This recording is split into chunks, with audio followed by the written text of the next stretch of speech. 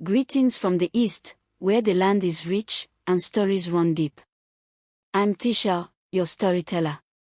Sit back, open your heart, and listen closely. What you're about to hear is more than just a tale, it's a journey. Today, I bring you a story titled, My Husband's Little Secret. As you're watching, do not forget to like, comment, share and subscribe. Enjoy. My Husband's Little Secret. The birds chirped sweet melodies outside their bungalow in Enugu as Lucy stirred the pot of egusi soup on the gas cooker. Her 6-year-old daughter, Kaimo, and the 4-year-old, Amora, were off to school. Her husband, Desmond, had left earlier for his office in the heart of the city. It was a normal day, or so she thought. 14 years of marriage had passed, yet Lucy still bore the scars of pain. She had suffered 9 miscarriages, each time after 6 long, hopeful months. And each child lost was a male. The doctors couldn't explain it, and Desmond, her ever-spiritual husband, never gave any real answers. He led morning devotion with such fire that even their pastor praised his spiritual discipline. Still, Lucy found comfort in God. She believed one day, things would turn around. Her mother had come to visit them 2 weeks earlier. Mama had insisted she felt something was wrong in the house. Lucy laughed it off. Mama, it's just your dreams again. You worry too much. But every night, strange things happened. Baby voices cried faintly around the house, shadows moved in the hallway, and Lucy's dreams were full of dark forest and crying infants. That morning, while making stew, she reached for the Maggi cubes. The container was empty. Oh, it skipped my mind to buy some yesterday. Let me ask Ademu to get it. She wiped her hands on a cloth and stepped outside. Ademu, she called, waving the naira note in her hand. No response. As she walked further, something caught her eye, the small, colorful ball lying beside the fence. Wait, is that not Kaimo's ball?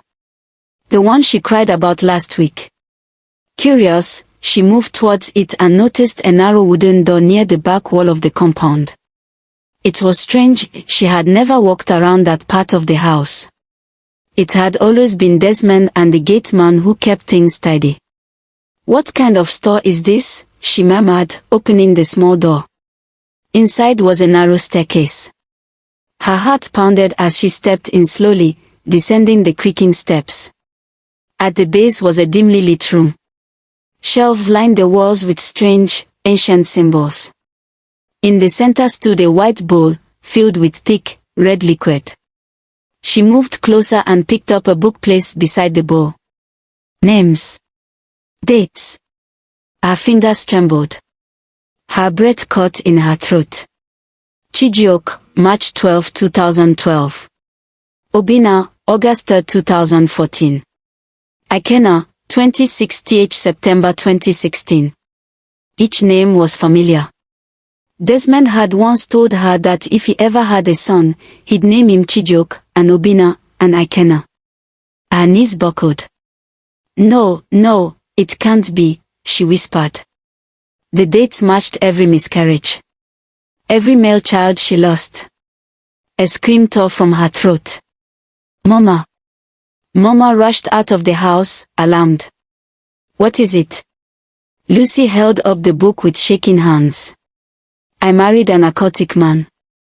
Mama's eyes widened as Lucy explained everything, the hidden room, the blood, the names. Mama opened the book and sighed deeply. I told you, Lucy. That dream wasn't ordinary. Your husband has been sacrificing your sons. Desmond was at his office, his eyes buried in paperwork, when he suddenly felt a heavy presence. The room grew cold. A deep voice echoed. The secret room has been defiled. You have failed the great UGW MBA. You must pay. His pen dropped. He jumped to his feet. No. Not now. He rushed to his car and drove like a madman. Back at home, Mama had already called her church's prayer team. The man of God and 3 intercessors arrived quickly and began to pray. The moment they stepped into the house, a foul wind rushed through the living room. Desmond burst in at that exact moment.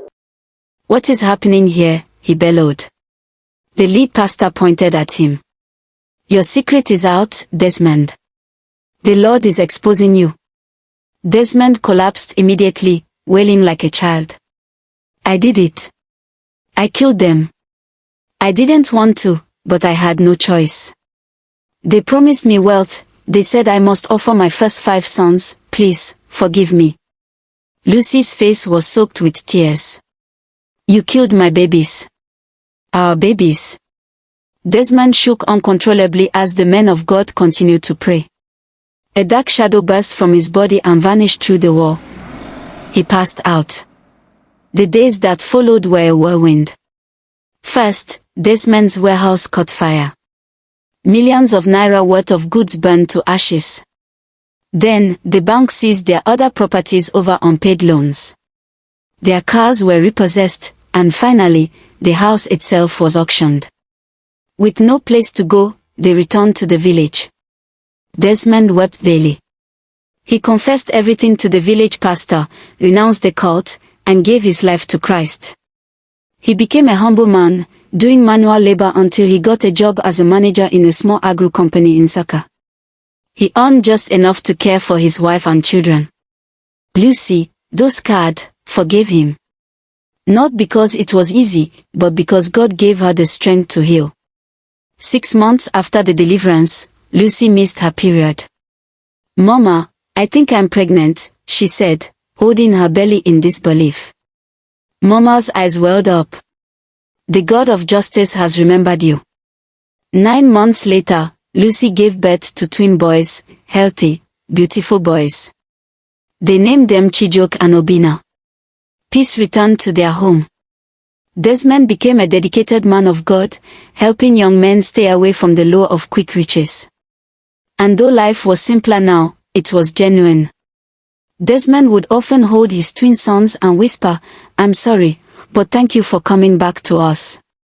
Their story became a testimony. Because sometimes, the darkest secrets birth the brightest light when exposed. The end.